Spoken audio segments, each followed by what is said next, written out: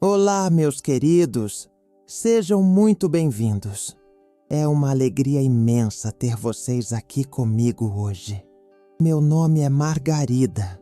E se a vida me ensinou algo, meus filhos, foi que o amor verdadeiro, aquele que vem do fundo da alma, ele não conhece barreiras. Ele não se importa com a raiva, com o orgulho, com as mágoas bobas que a gente, às vezes, carrega no peito.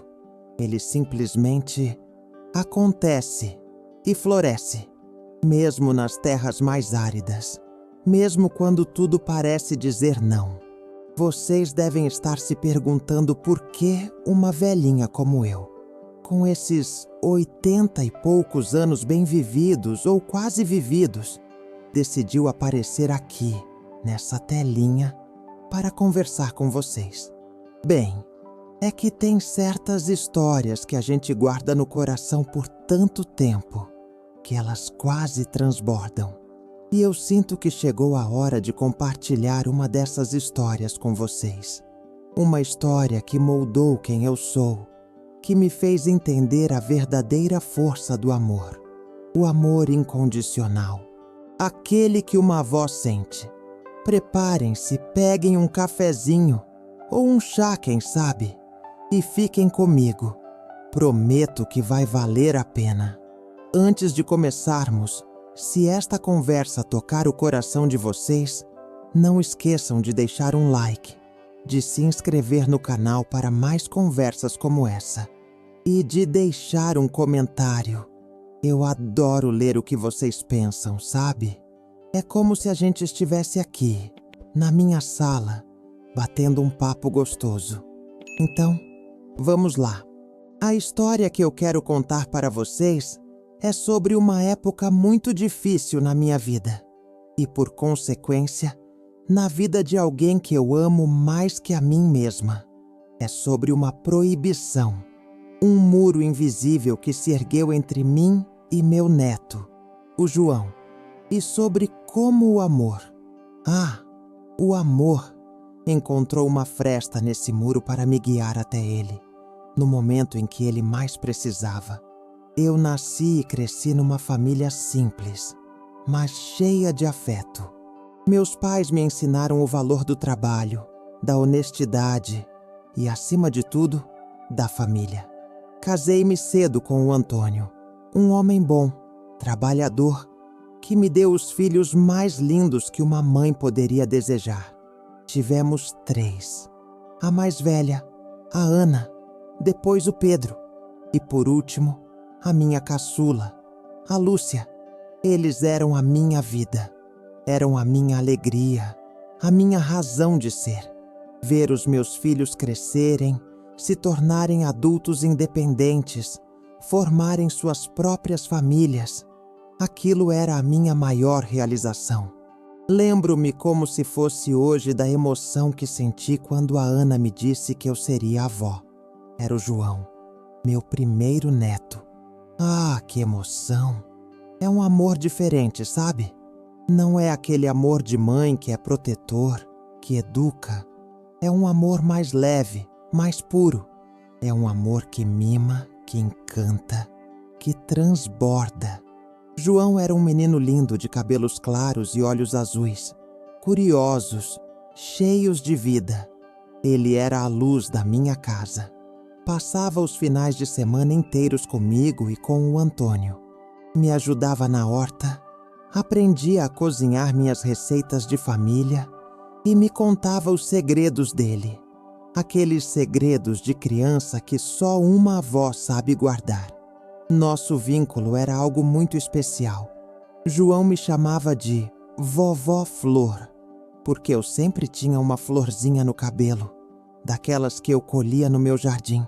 E eu o chamava de meu pequeno príncipe, porque ele tinha uma alma tão nobre, tão pura. Nossa conexão era visível para todos. Ele era a minha sombra e eu era o porto seguro dele. Mas a vida, meus caros, é cheia de curvas. E nem sempre são curvas suaves. Às vezes, são precipícios. O tempo passou e João cresceu. A Ana, minha filha, e o pai do João, eles tiveram suas divergências. Coisas de gente grande, sabe? Dificuldades financeiras, discussões por causa de pequenas coisas que, com o tempo, foram crescendo e virando montanhas intransponíveis. Infelizmente, eles se separaram. E o divórcio foi um processo muito doloroso, cheio de mágoas e ressentimentos.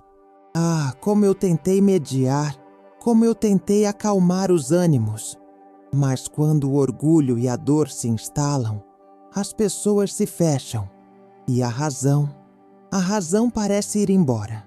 O pai do João, meu ex-genro, era um homem bom no fundo, mas muito orgulhoso. E a Ana, minha filha, também tinha seu temperamento forte. Eles não conseguiam se entender. As brigas eram constantes e o João, meu pequeno príncipe, era a maior vítima de tudo aquilo. Ver meu neto no meio daquele fogo cruzado me partia o coração. Com o tempo, o pai do João se mudou para outra cidade e se casou novamente. A Ana, por sua vez, também refez a vida dela. Mas o rancor, ele permaneceu. E sabe quando a gente se torna parte da briga mesmo sem querer? Foi o que aconteceu. Eu tentei manter a neutralidade e o apoio a ambos. Mas para a Ana, se eu demonstrasse qualquer tipo de afeto pelo ex-genro ou pela família dele, era como uma traição. E para o pai do João, qualquer ligação com a minha família era um lembrete doloroso do passado. Foi assim que a proibição começou. No início, sutil. Mãe, não comente sobre o pai do João com ele. Mãe, não leve o João para a casa da avó paterna. E foi escalando. Até que um dia, a Ana chegou na minha casa, com os olhos vermelhos de tanto chorar, e me disse: Mãe, eu não quero que o João veja mais o pai dele, nem a família dele. Nem a senhora pode ter contato com eles. É para o bem do João, para ele esquecer, para ele não sofrer mais. Naquele momento, meu mundo desabou. Eu tentei argumentar, tentei fazê-la ver que isso não era justo com o João, que ele precisava do avô, da avó paterna, que ele tinha o direito de ter essa ligação. Mas a dor dela era tão grande, o ressentimento tão profundo, que ela não ouviu. E eu, por amor à minha filha, e para não criar mais um conflito que pudesse afastá-la de mim também, acabei cedendo. Foi a decisão mais difícil da minha vida. Eu via o sofrimento do João. Ele perguntava pelo avô paterno, pela tia, pelos primos, e eu tinha que me virar, inventar desculpas, desviar o assunto. Aquilo me corroía por dentro. Eu sentia uma dor física no peito. Sentia que estava traindo meu neto, mas ao mesmo tempo estava tentando proteger minha filha de mais angústia. Era um nó cego na minha alma. A proibição foi estendida. Eu não poderia mais falar com o pai do João, nem com a família dele. Qualquer contato, segundo a Ana, seria um desrespeito à dor dela. E assim, o pai do João se afastou. A avó paterna também. E meu neto, meu pequeno príncipe, foi crescendo com uma lacuna. Uma lacuna que eu, com todo o meu amor, tentava preencher. Mas eu sabia que não era a mesma coisa. O amor de avó é único, mas não substitui a figura paterna, nem a família do outro lado. Os anos se passaram. João se tornou um adolescente. Um rapaz bonito, mas com uma tristeza nos olhos que eu sempre notei. Ele era um bom filho, um bom neto, mas havia um silêncio nele. Uma parte dele que parecia adormecida. Eu observava de longe, com o coração apertado, a vida que ele levava. Estudava, trabalhava em empregos de meio período para ajudar em casa. A Ana sempre teve dificuldades financeiras e João, desde cedo, demonstrou uma maturidade impressionante.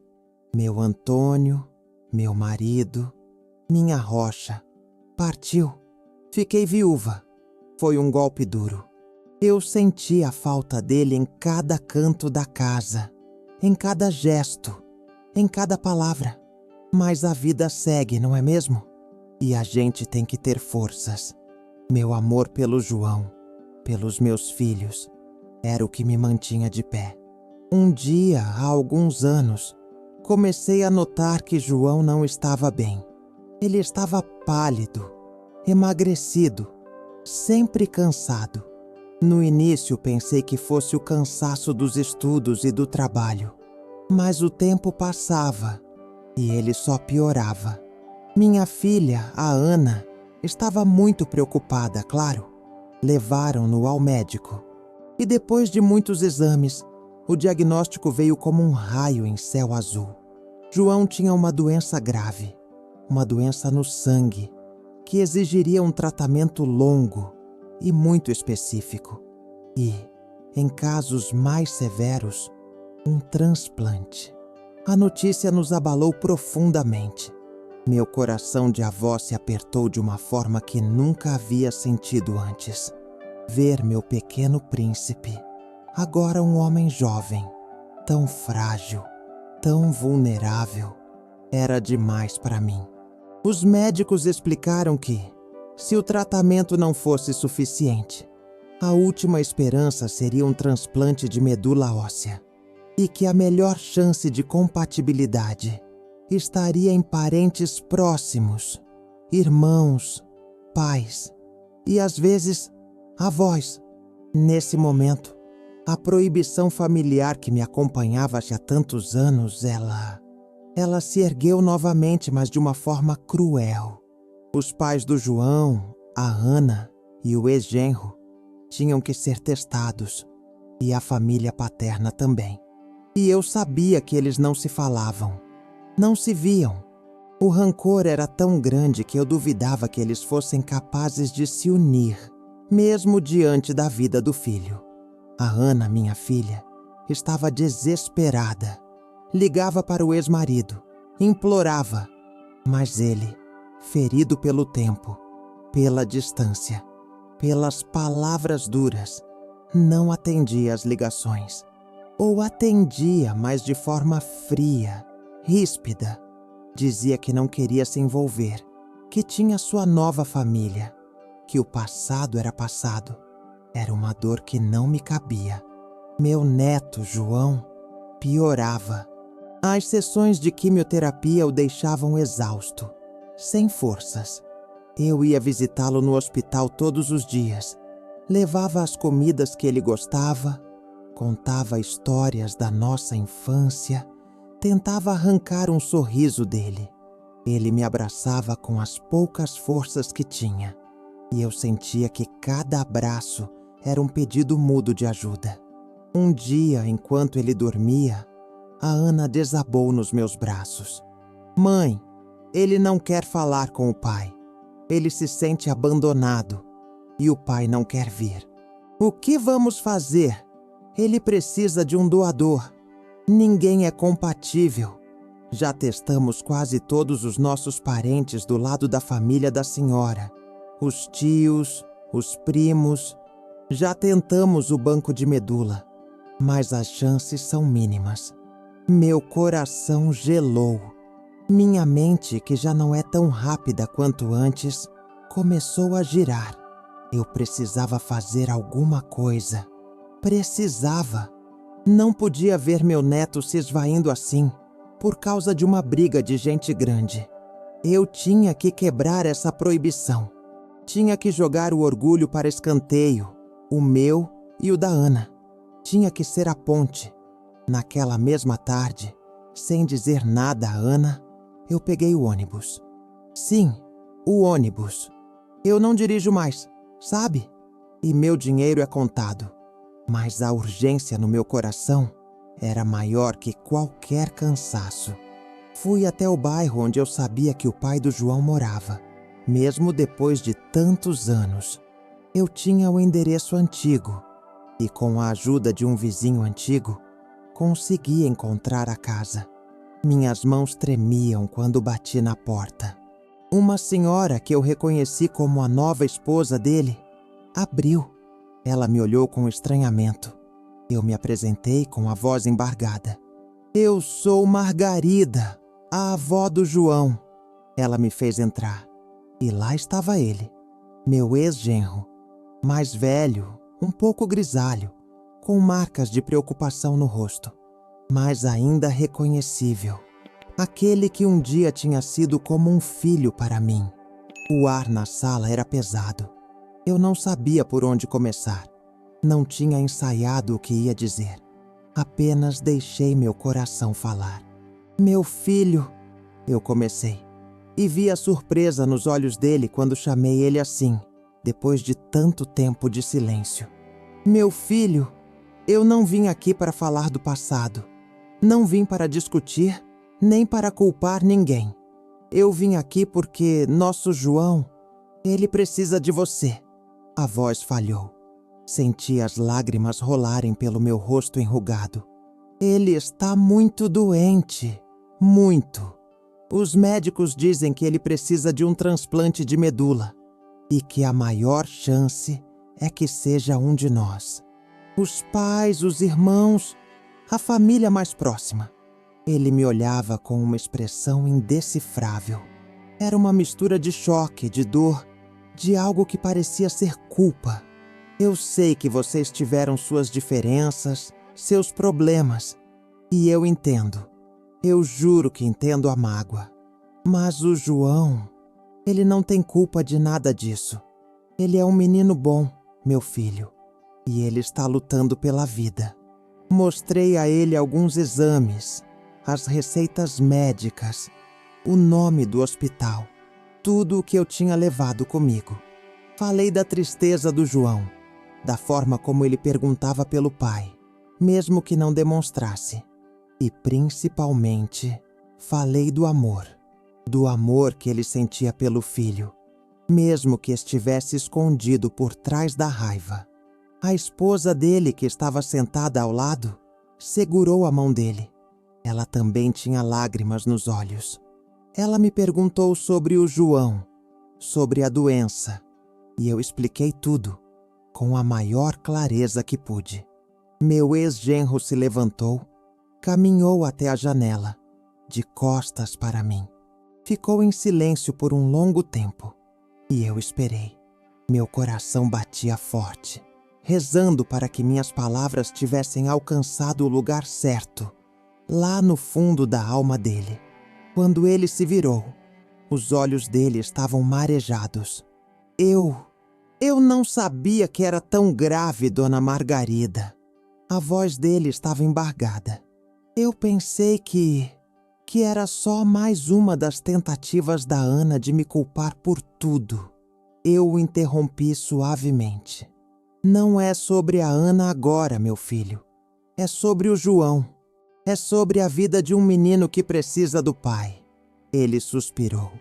Um suspiro profundo, que parecia carregar o peso de anos de ressentimento. O que eu preciso fazer? Naquele momento, eu senti um alívio tão grande que mal podia respirar.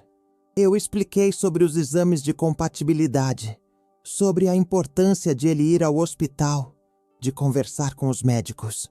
E ele prometeu que iria, que faria o teste e que ligaria para a Ana para tentar resolver as coisas. Voltei para casa exausta, mas com uma esperança renovada no peito. A Ana, quando soube o que eu tinha feito, ficou brava no começo. Mãe, como a senhora foi procurar ele?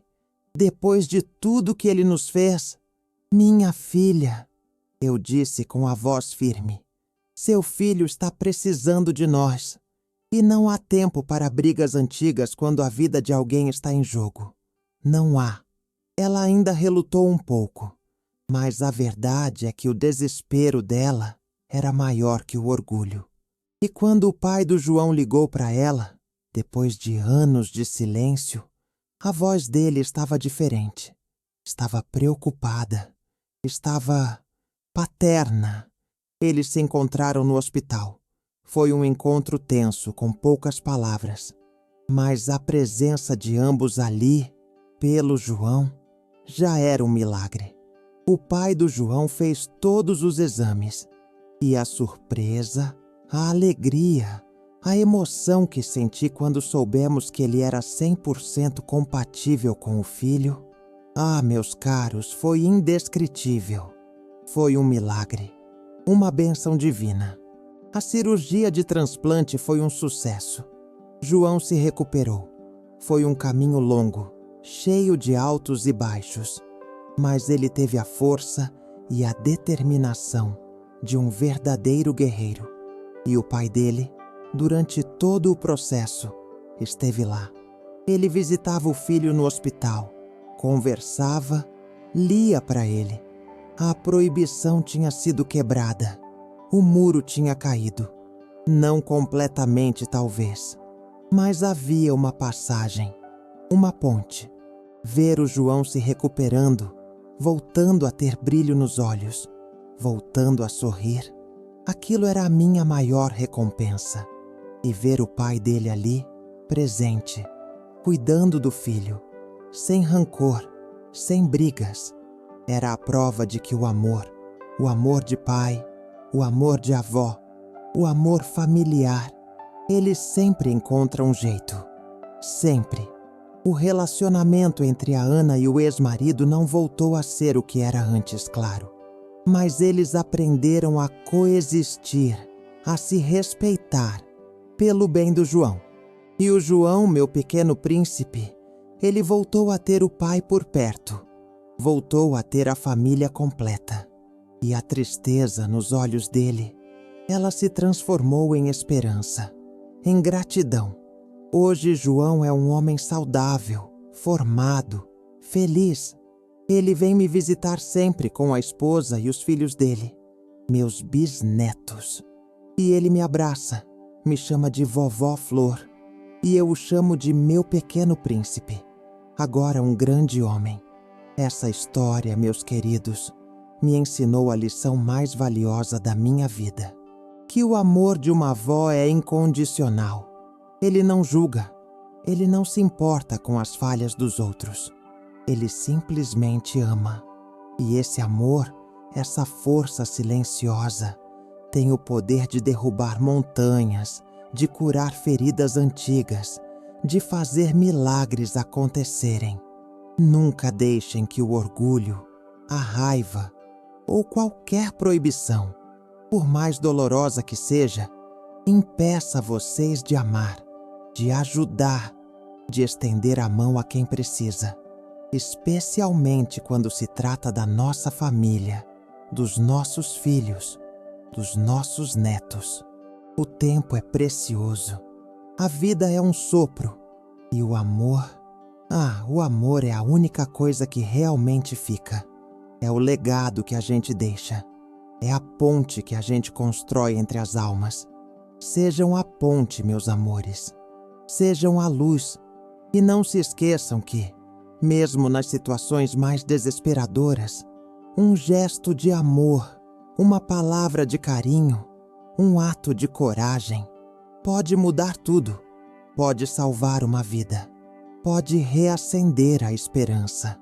Eu agradeço de coração por terem ficado comigo até o final desta minha longa história. Espero que ela tenha tocado um pedacinho do coração de vocês, assim como tocou o meu. Se tocou, por favor, deixem um like e um comentário carinhoso e compartilhem esta mensagem com alguém que precise ouvir. Quem sabe a gente não inspira mais pontes de amor por aí, não é mesmo? Um beijo grande no coração de cada um de vocês e que a vida lhes traga muita luz e muito amor. Sempre. Segunda tarefa.